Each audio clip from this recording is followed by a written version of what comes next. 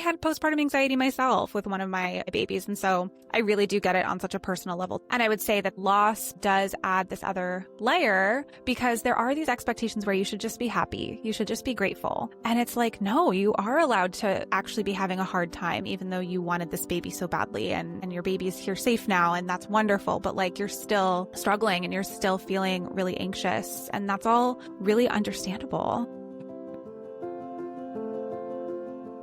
Welcome to The Rainbow Connection.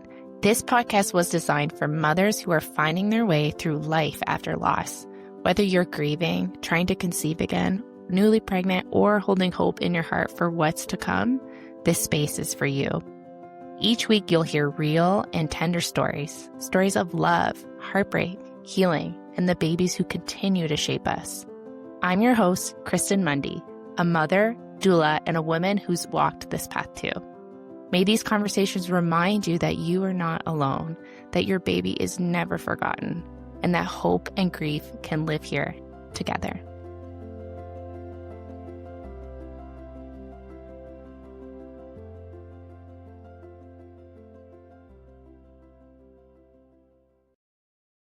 Before we dive into today's episode, I want to tell you about Mother Like No Other, a special community for women who are navigating the tender season of life after loss.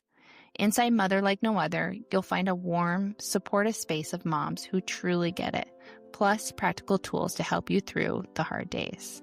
You'll have access to a private online community where you can connect with me, an experienced doula, and other moms navigating the same journey.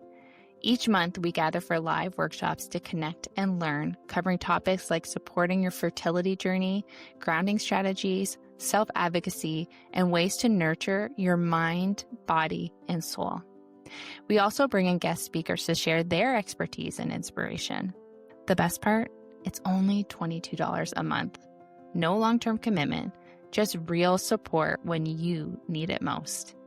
If you're ready to feel more grounded, connected, and held through this season, come join us at thedoulalife.ca/mother. You do not have to go through this journey alone. And by joining us inside Mother Like No Other, you won't have to. Today's episode is for every mom who's finally brought her baby earthside and finds herself deep in the thick of postpartum, somewhere between gratitude and exhaustion, with a baby asleep on your chest and frantically Googling at 3 a.m. in the morning. I'm joined by Rachael Shepard-Ohta, an infant parent mental health specialist, certified sleep consultant, and former educator. She is the founder of Hey Sleepy Baby, which you've probably heard and probably follow on Instagram already. And she's also the host of 2 podcasts, No One Told Us and You're So Right. I actually worked with Rachael back when I was struggling with sleep after my daughter was born. And honestly, sometimes you just need someone to say, this is normal, you're not crazy, you're doing everything exactly right. Kind of like a sleep doula. Rachael was that voice for me, and I know she's going to be that voice for so many of you too. We talk about postpartum anxiety, safe baby sleep, and what it really looks like to find your footing again in those early, tender days of motherhood, especially after loss. Okay, enough from me. Now let's hear from Rachael. Hello, everyone, and welcome to another episode of the Rainbow Connection. Today, I am joined with Rachael from Hey Sleepy Baby. Hi, Rachael. Thanks so much for being here. Hi, thank you so much for having me. I'm excited. We're going to have a really good talk today, you guys, because I think we're going to talk about something that a lot of us need to hear, and a lot of us are thinking about or maybe suffering in silence about, and we're just going to talk about it all. But before we dive into our conversation, Rachael, why don't you give a little intro about yourself for those who don't know you yet? Sure. Yeah. So I'm Rachael. I'm based in San Francisco, California. I have 3 kids who are not really babies anymore. They're 2.5, 7.5, and 5.5.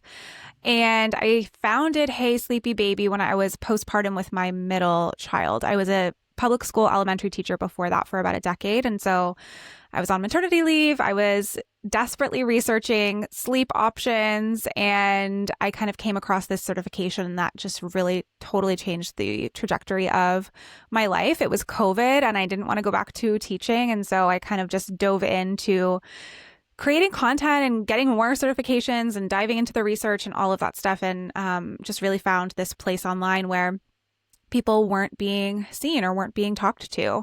And so I was really just happy to fill that niche. And so, yeah, I've been doing that since 2020.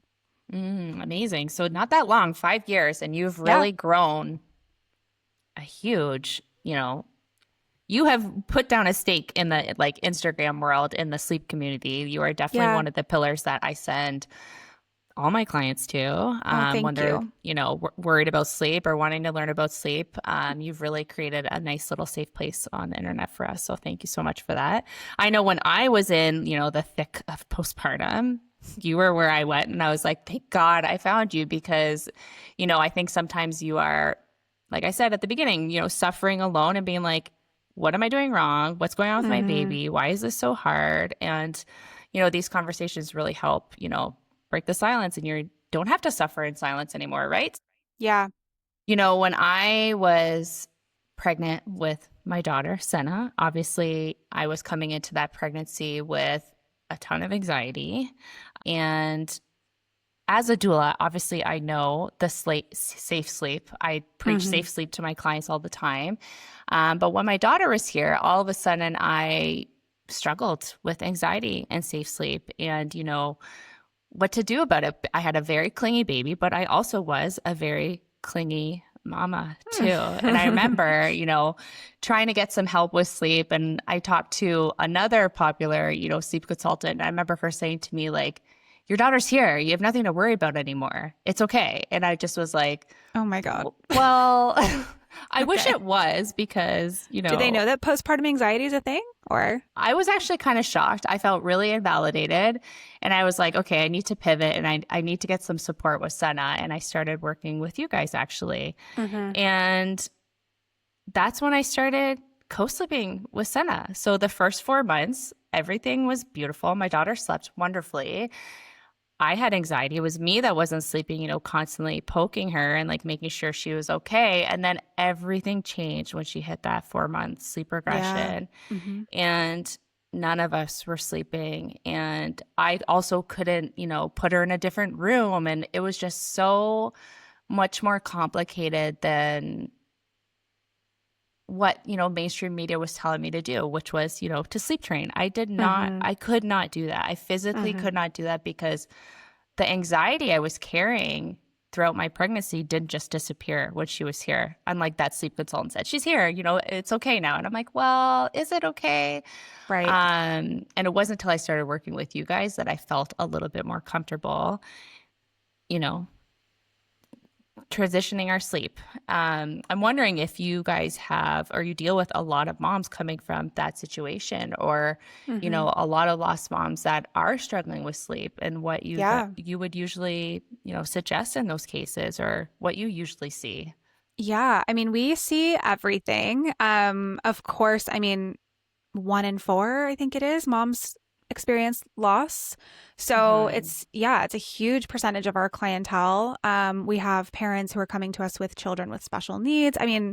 Everything you can imagine, single moms, every family makeup that you could imagine, and every backstory that you could imagine. And it is interesting because we do tend to get a lot of anxious parents. Probably 9 out of 10 of our parents are anxious. And that's why they're coming to us. That's why they're spending their money and their time on our services and our consultations, because they are anxious about sleep. If you're a parent that's not anxious about sleep, you're doing other things with your time and your money, right? So, or you just have been blessed with one of those angel babies that you've never had to do anything with, right? Exactly. You don't have to worry about that. So maybe you have anxiety about other things, but this is not one of them. You're just doing okay. So the anxiety piece is something we are very, very, very, very familiar with. And I had postpartum anxiety myself with one of my babies, and so I really do get it on on such a personal level too, as does my team. And I would say that the loss perspective does add this other layer because there are these expectations where you should just be happy. You should just be grateful. And it's like, no, you are allowed to actually be having a hard time, even though you wanted this baby so badly and your baby is here safe now. And that's wonderful. But like, you're still struggling and you're still feeling really anxious. And that's all really understandable. And, you know, we work closely with a lot of therapists that we love. Kate Borsato is one that I would just throw out and recommend. She does a lot of great work on the specifics of postpartum anxiety. And she talks a lot about sleep and how sleep can manifest as, or sleep anxiety can manifest as the constant checking and not letting them sleep in another room when they're ready, or you know, obsessing about their wake windows, or just all these little like micromanaging things that we do. Well, and you always have to wonder too, is like, is it the chicken or the egg? Because is the lack of sleep causing your anxiety, or is that anxiety causing a lack of sleep? Right. Well, and it is a loop. It is a bi-directional relationship. So the more anxious you are, the harder it is to sleep. You'll see things like insomnia. So another thing, even if you're not that mom who's constantly checking or like really worried about your baby, it's like it can also manifest as you just not being able to fall asleep. So insomnia in you, or if your baby is sleeping, you can't sleep. If they're waking up, you're feeding them, putting them back down. They're good. They're chilling, and you can't fall back asleep. So those are other signs that that you could be experiencing postpartum anxiety. And so, yeah, the anxiety makes it harder to sleep, and then the lack of sleep makes the anxiety worse. So it is this really tricky spiral to get out of. I think one of the, you know, reasons that lost moms particularly struggle too is because even in their pregnancy, you know, having this anxiety-ridden pregnancy, they're constantly grappling, you know, information overload and like suggestion overload. Like, you should be doing this, you shouldn't be doing this. And they're in this like hyper vigilant state where they're like, my job is just to protect my baby. I just want my baby to live. How do we get that to happen? How do I navigate which decision to make? And then your baby's here. And like those voices and that, you know, constant barrage of like people telling you what to do and what's best, and then being polar opposites of each other is just so overwhelming. So you have this new beautiful baby here, and you have half the people telling you that you need to sleep train, that your baby should be alone on their back. And meanwhile, you're just like, but I want to be with my baby. I want to cuddle my baby. I want to make sure my baby's okay. My baby doesn't want to be alone, but everyone's telling me they should be alone. And then it's just so overwhelming in those situations where you're like, I don't know what to do. This is another scenario where I'm just feeling so overwhelmed. Yeah. Could you maybe speak towards, you know, we're in the information overload era, all the right? choices. Yeah. I mean, it's such a blessing and a curse at the same time. So I first became a mom almost 8 years ago, and Instagram wasn't this place where you just went and got a million different parenting perspectives, right? So it was very different. And for me, it was like there was only one choice. All my friends, my pediatrician, my parents, and Google all told me the exact same answer, which was you have to sleep train. This is the only way your baby learns to sleep. It's the only option if you ever want to sleep again. There's only like one or two different ways to do it, so pick one. And that was hard because it didn't work for us. It didn't feel right, but it at least was like one answer. I didn't have to weigh all these different options that parents have now, right? And there's all these experts, or maybe non-experts in some cases, that are telling us all different things and are making us feel insecure and scared about the choice that maybe feels right to us, whether that is sleep training, whether that is co-sleeping, or whether that's something in the middle. There's always voices out there telling you that what you're doing is wrong or is going to damage or harm your baby in some way. So it really does feel super scary to choose an approach. But I want to go back to something you mentioned before, because I think this is something that's super important. As you said, you know, you're a clingy mom. You don't want your baby to be out of your sight. Those are all actually really normal feelings. We're not designed to be separated from our infants, particularly in the newborn stage, which is called that fourth trimester stage, right? Our babies are like, I like to think of it as like they're little kangaroos. Like they're not actually done gestating yet when they are born. They really need your body to be their habitat for those few months after birth. And so it makes sense that we feel this deep urge to hold them, to have skin to skin. So, again, we want to make sure that we're not teetering into that anxiety place where we might need some external support from a therapist or from, other things. But some level of anxiety is adaptive, right? It's this internal drive that we have to keep our baby close, to keep them safe, to make sure that they're not in danger. And, most medical experts also agree that baby should be sleeping in your room for the first 6 months to a year. So what that looks like when they're in your room, there is some disagreement among different governments and different medical boards and things like that, which we can get into later. But I just want to really normalize that one piece that it's like, there is nothing wrong with you. You're not being clingy or weird. There's nothing wrong with your baby. Like, you two are meant to be together and to, have as much contact as possible in those few months after birth. Yeah, it's a physiological need for a mom to want to have her baby and vice versa. You've been your baby's only home for 9-10 months. Of course, your baby is going to want to sleep on you, and there are no bad habits be created. Exactly. I remember there's a lot of my clients who are like, I don't want to create bad habits. I don't want my baby to always have to sleep with me, or, them to get spoiled. I hate that word, spoiled. Oh my God. It's like crazy. If that's spoiling, you spoil your baby as much as possible. Yeah, please spoil your babies. Please, right? please. Yeah. Maybe we could touch on a little bit about, just the safety aspect of if you decided to have your baby. I know there's so many options to have your baby sleep close to you. There's, we used a baby bay. At first we used a baby bay, which is like an extension of our bed. So my baby would be sleeping right next to me. That was kind of like my halfway where I felt. Yeah, it's like a great happy medium. Yeah. Where I felt like my baby was still safe, but we were very close and I can keep a really good watchful eye on her. But then we eventually progressed to her just obviously being right in our bed. But maybe you could talk about a little bit of the different options and even just the safety component behind those.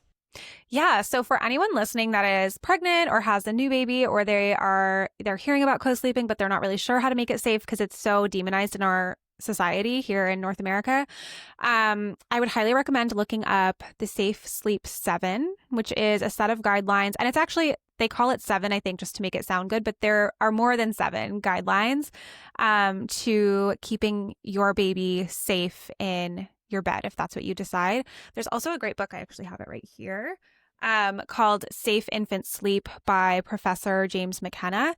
And he's like one of the world's leading experts on this topic. He has a sleep lab at the University of Notre Dame, or he's retired now recently, but he had a sleep lab where he would observe mothers and babies while they were sleeping and kind of see their different behaviors, and he writes a lot about the research and how to keep it safe as well.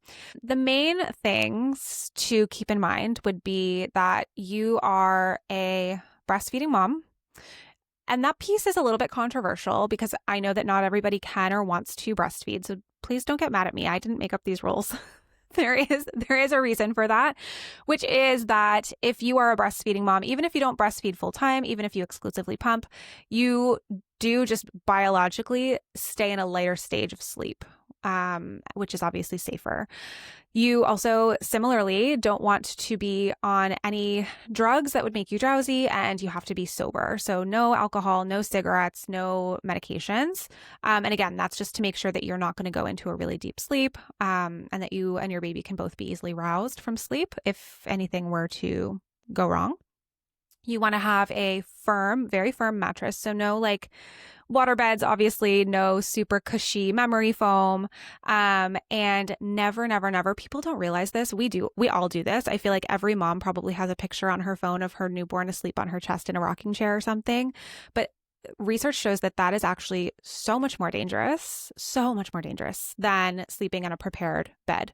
So I actually saw a TikTok about this last night where, the mom was like showing this video of her newborn asleep on her chest. She's on the couch. Her husband's cuddled up next to her on the couch. And it was like, oh yeah, we spent the first 2 months of our baby's life in the living room because the bedroom felt too scary. And I was like, oh my God, I totally remember that feeling. And so many people in the comments, I had like thousands of comments of people saying, oh, same. We just camped out in the living room. We just slept on the couch. And I'm just over here cringing and like really trying not to comment because that is sleeping on a couch or a sofa or a rocking chair or something is so much more dangerous with an infant. And I think people like have this, they've been preached this message that like co-sleeping is so unsafe, Exactly. right? So they're like, doing something even more unsafe. I'm making the safer choice by being in the living room. Yeah. You know what? It's funny that you mentioned that, because now when you say it out loud, thinking back to, you know, that 4-month sleep regression, when everything changed for us, I was a freaking zombie. I was a zombie. I had one of those babies that woke up every hour. And it was so funny because this is when that, like, I remember seeing a reel the other day, now that we're talking about reels, where it's like God gave his clingiest babies to the moms that like really needed it. And I'm just like, what? No. My baby woke up every single hour, and it was for a really long time.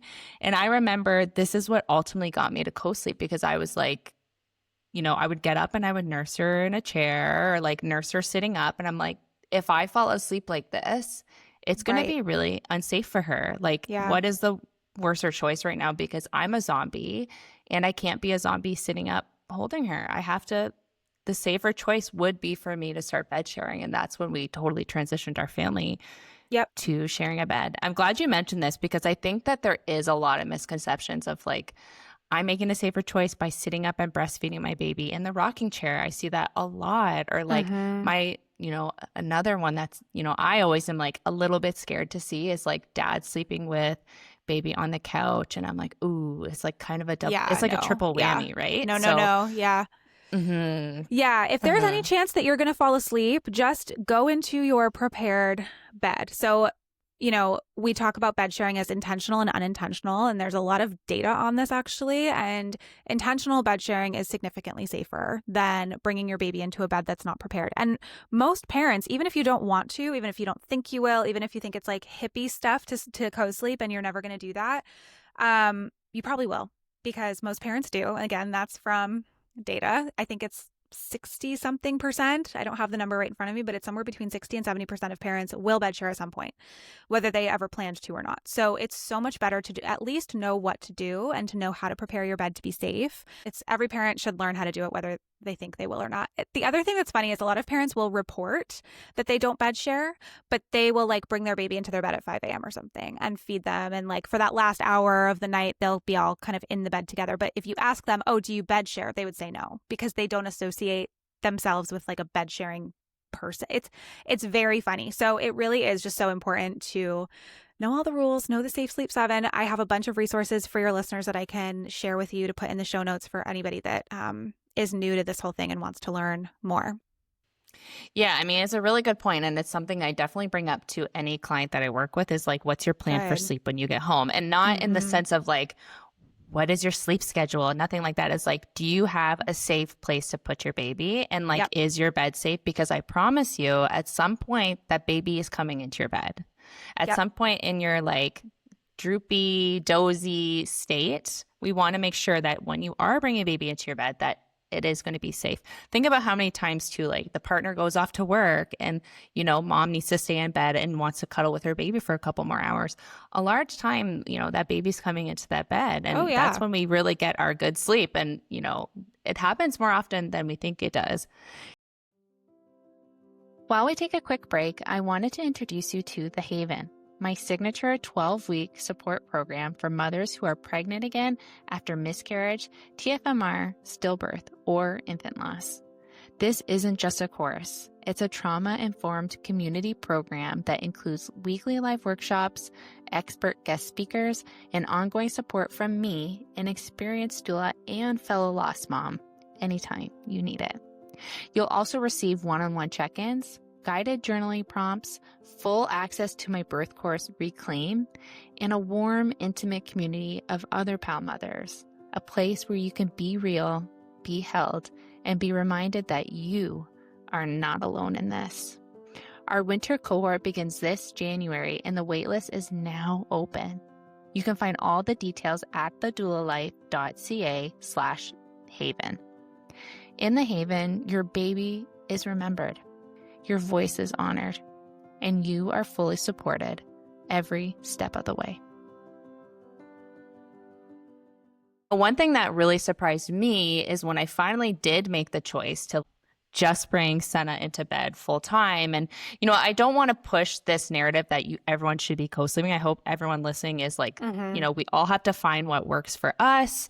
This is just my experience with Senna. But I remember when we did finally make that leap, I found so much like that my anxiety actually lessened so much. Like my nervous system was like, thank you. It just needed to be close to her. It finally allowed myself to sleep. And the more I looked into it, like it really is an actual like data driven thing as well as like that nervous system regulation. Could you maybe talk even a little bit about that and what you've learned about about even just the emotional safety? Yeah, it's a thing. We co-regulate with our babies. So not only you hear about it all the time. They're like, this is why you do the skin to skin when it's possible. And the golden hour, like whatever it is, kangaroo care is something that they practice for, NICU babies. And it's all about that physical closeness and that touch. And you hear, about oxytocin and like all of these things that are happening in the body to help you bond and to help you calm down. And, there's hormonal things with breastfeeding that activate all of that as well if you're breastfeeding. So it really is just this like perfect design where we do co-regulate with each other. So it does make so much sense that having your baby close makes you feel less anxious, makes you feel calm, makes you feel bonded. And it can help your breastfeeding journey, all of those things. There are so many benefits to it. And like you said, it's also not for everybody. I find that there are some people that say, oh my gosh, I could never have my baby in another room. Even a crib is too far away. I just feel so much better when they're right next to me. And then there are other people that say, I can't sleep at all if my baby's next to me. I'm so anxious. I'm scared I'm going to roll on them. They're just nervous. And so they can't sleep at all that way. So it is interesting to see kind of the two different sides, but it is by design. And again, like North America is kind of the outlier when it comes to this. Most of the world still co-sleeps. So, millions of years don't lie, Totally. And people, or thousands, I should say. North America in general, I have a sister-in-law who's from Germany. She married my brother and now she lives in North America and all her friends are in Germany.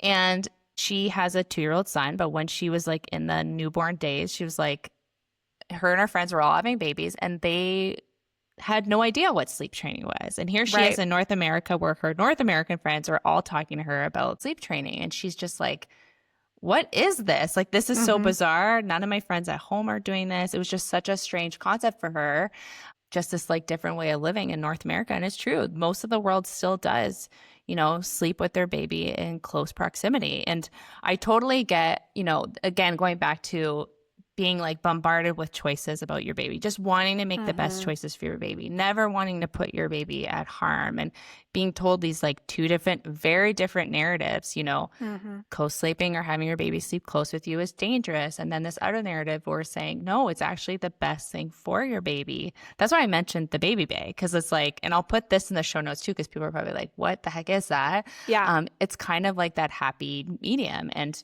it really is just like a choice that every family needs to make for what's best for them. But I really wanted today to share, with our listeners, like, here's the actual truth and here's what the science and the data actually is telling us. And if you want to have your baby close, that's a normal thing. And it's actually good for you and your baby. And here's how.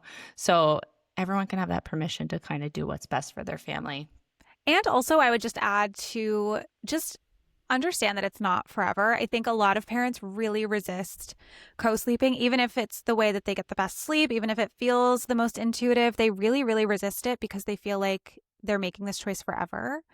Because bad habits, right? Yeah, we got to talk like, about that. They're like, we don't want to have bad habits. We don't want our kid to be sleeping with us for the next 5 years. They're doing all of this like future tripping.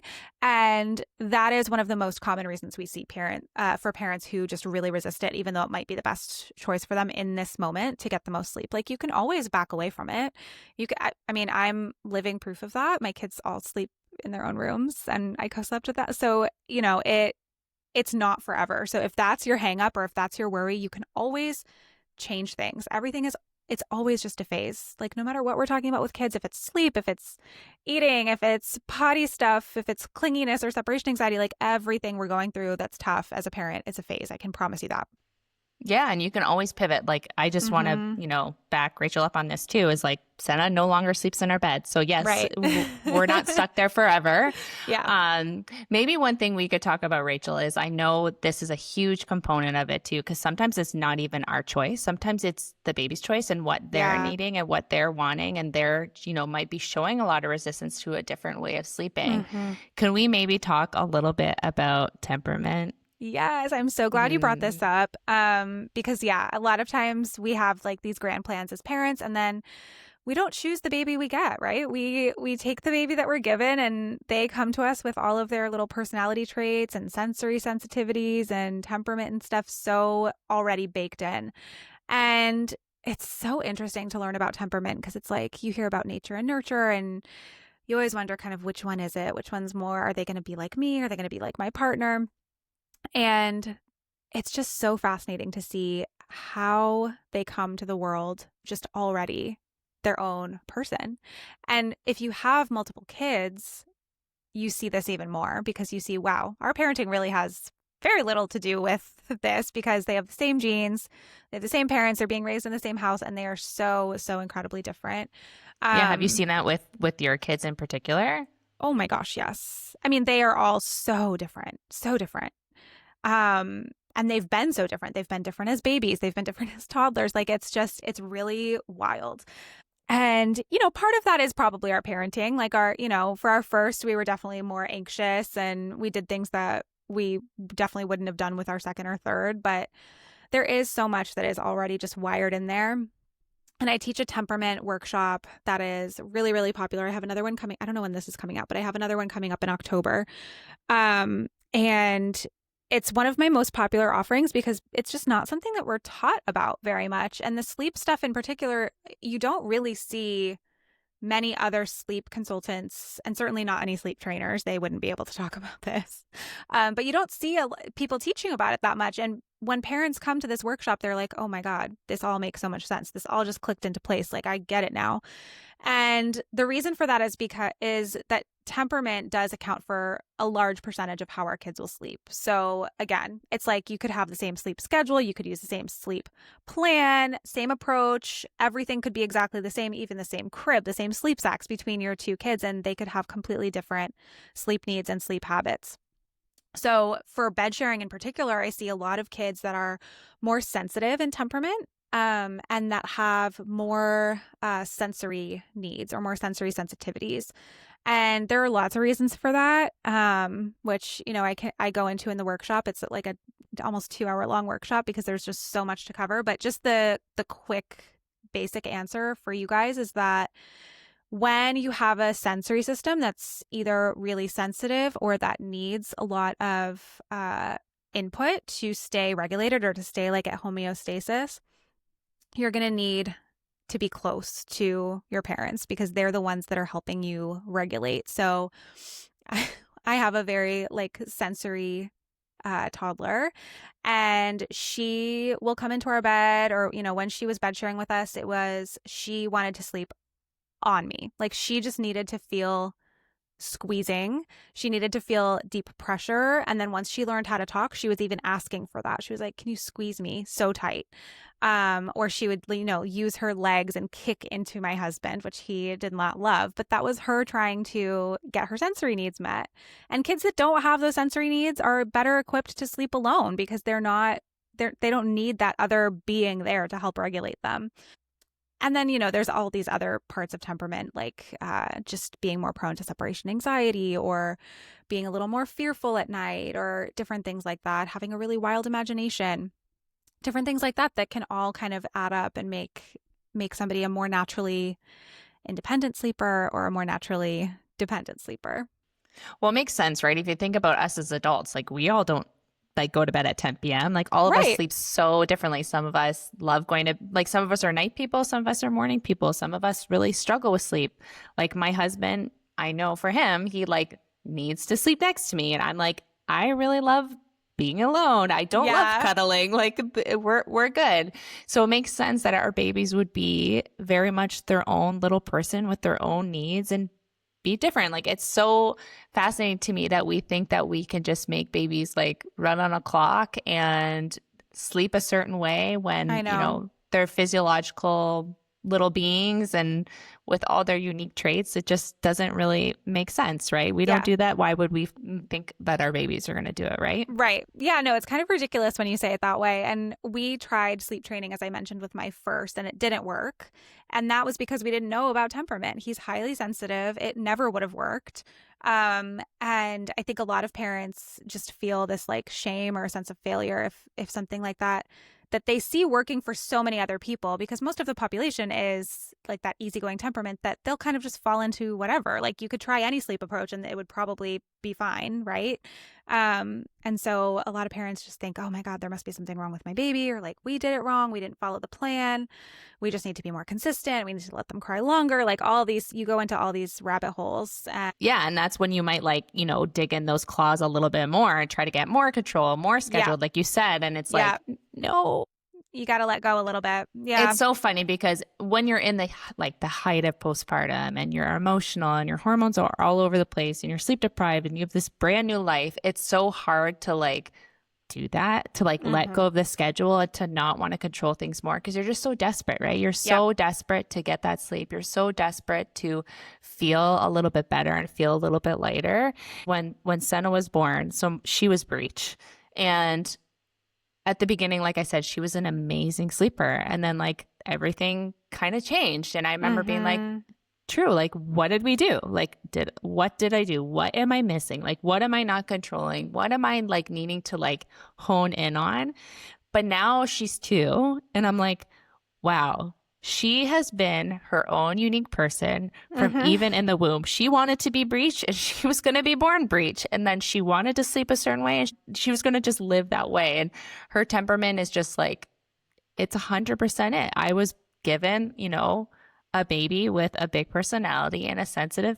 I hate labeling too. I don't want to be she has a more sensitive temperament and then start treating her like she has more sensitive temperament and then making her more like that. Right. It's like a self-fulfilling prophecy sometimes. Yeah. Yeah. But she has always kind of led the way and sleep is definitely one of those ways that she has led, unfortunately, sometimes. Yeah. I know. Yeah. It's like a double-edged sword. These kids that are really, spirited or just have these big wild personalities, which is so great. It's such an amazing thing to be a parent and a witness to a kid like that. And also they tend to be trickier sleepers. So Totally. Now, if there is a parent listening who is struggling with sleep, let's just say you have a new fresh postpartum, maybe she's a little anxious, maybe her baby's struggling with sleep. Yeah, what are your go-to pieces of advice that you could just throw out right away that would kind of fit for anyone trying to navigate that? Yeah.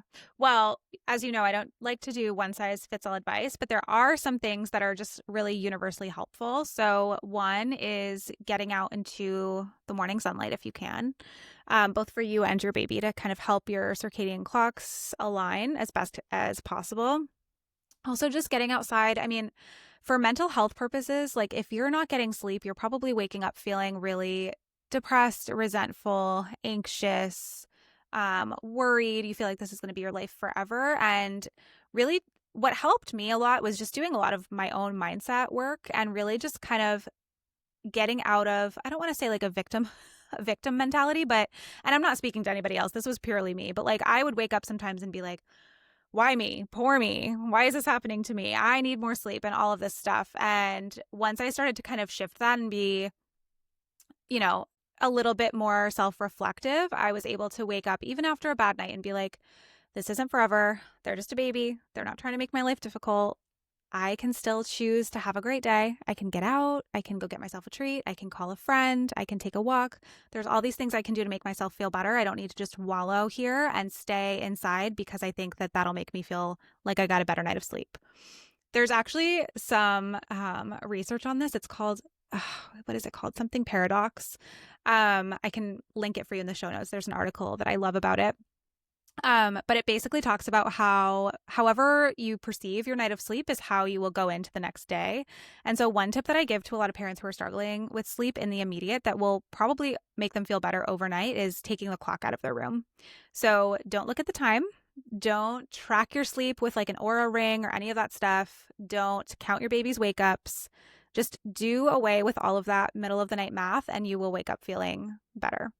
Another thing that I like to suggest is if you have a partner taking shifts, like I understand a lot of people say, oh, well, my partner goes to work, they need to be rested. And I get that, but you're also doing an important job if you're the one that's home with your baby and you're also maybe working as well. So it's not really fair for just one person to be taking on the entire burden during a wakeful period. So doing something like taking shifts or having even just a couple of nights a week where you go to bed early or a couple of days a week where you get to sleep in, just figuring out how to make it a little bit more equitable can make a really big difference.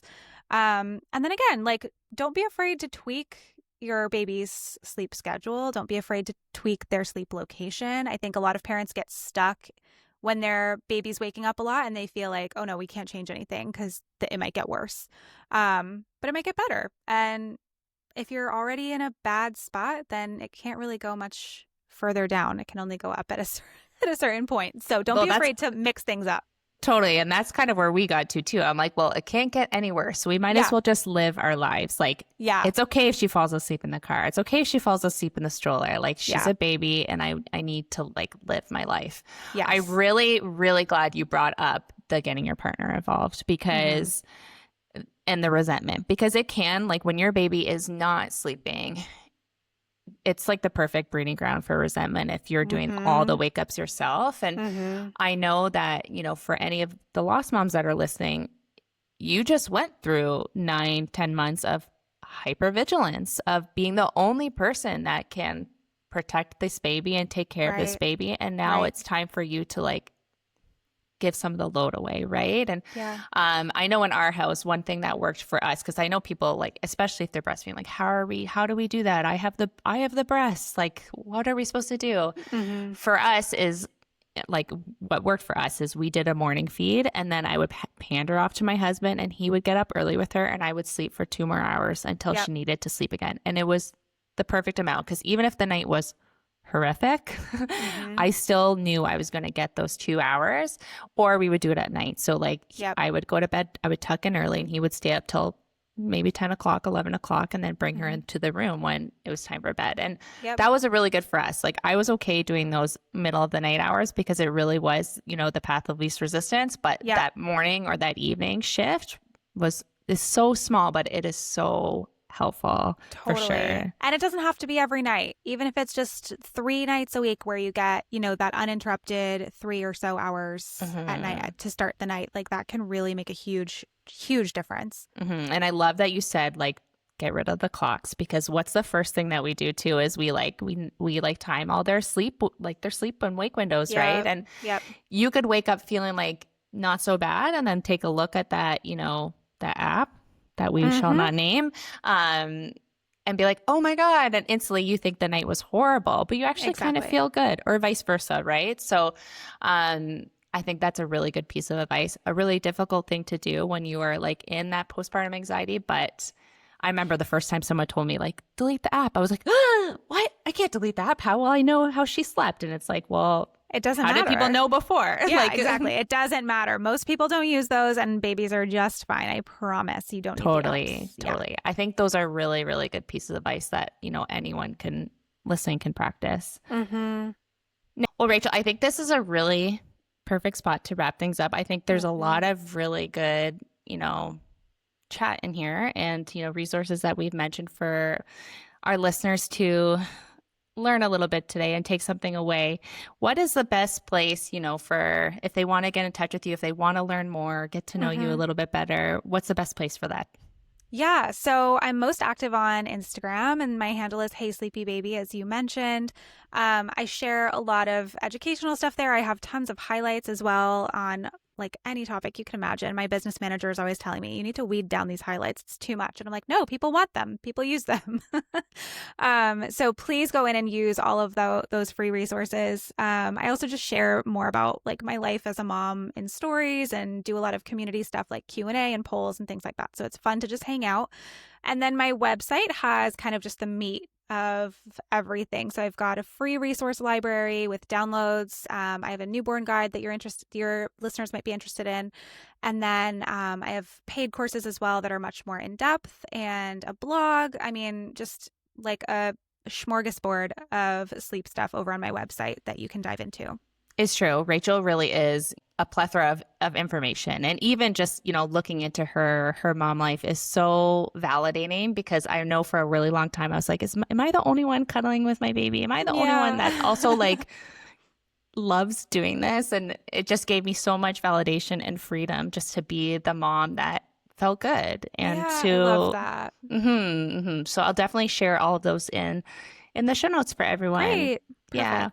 Well, thank you so much for being here, Rachael. I hope our listeners take away a lot of, valuable information and feel a little bit more heard and a little bit more validated, just like I did when I started following you. And just so thankful for your time today. Of course. It was so nice to be here. Thank you so much for having me.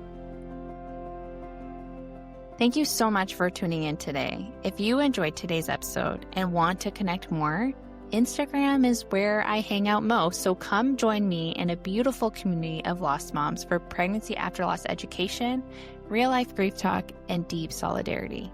You can find me at the.doula.life and at the Rainbow Connection Podcast. And remember, you are never alone. I'll see you in the next episode.